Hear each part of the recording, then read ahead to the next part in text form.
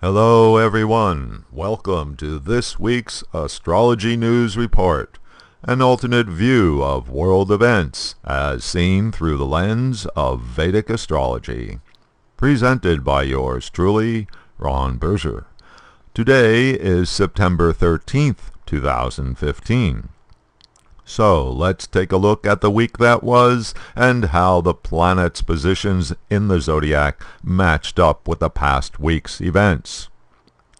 The refugees crisis in Europe has been front and center on the world stage during the past weeks.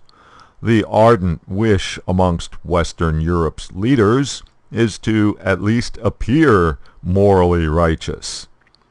But that desire is unfortunately overmatched by the sheer numbers of desperate people fleeing the conflicts in the Middle East and the unstable, overpopulated countries of Africa.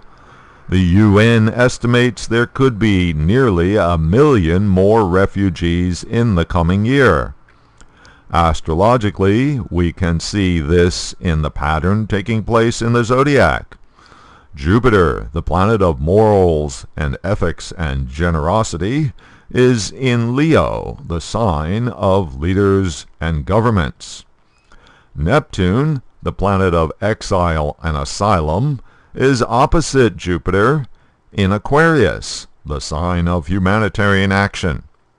So, the people of Neptune, in other words, the refugees in Europe, are benefiting from this new position of Jupiter as of this previous July. But not so fast. Saturn, the reality check planet, is placed in Scorpio. Saturn's special 10th house square aspect sends its energy to Leo and the planets therein. Thus, Saturn is throwing shade on the leader's efforts at moral rectitude. And the reality is, how exactly can these countries absorb what could be millions of refugees from the Middle East and the North African countries? The big question last week was just what will be the crisis response by the Eurozone countries? With the exception of Germany, most of the EU nations have been reluctant at best and openly hostile at worst. This coming week, on Tuesday, September 15th, Mars advances into Leo. The planet of action will be in the sign of leaders and governments for the next 6 weeks. That should produce something. Mars, the planet of violence, has been in Cancer, a water sign, since late July. On Wednesday and Thursday, while the moon was in Cancer, adding energy to Mars, there was water violence. More than 100,000 people were forced to flee their homes in Japan after torrential rains brought by a tropical storm caused widespread flooding to Joso, 30 miles northeast of Tokyo. Mars is debilitated in the sign Cancer, and is especially dangerous in the final degrees of that sign before it moves into Leo.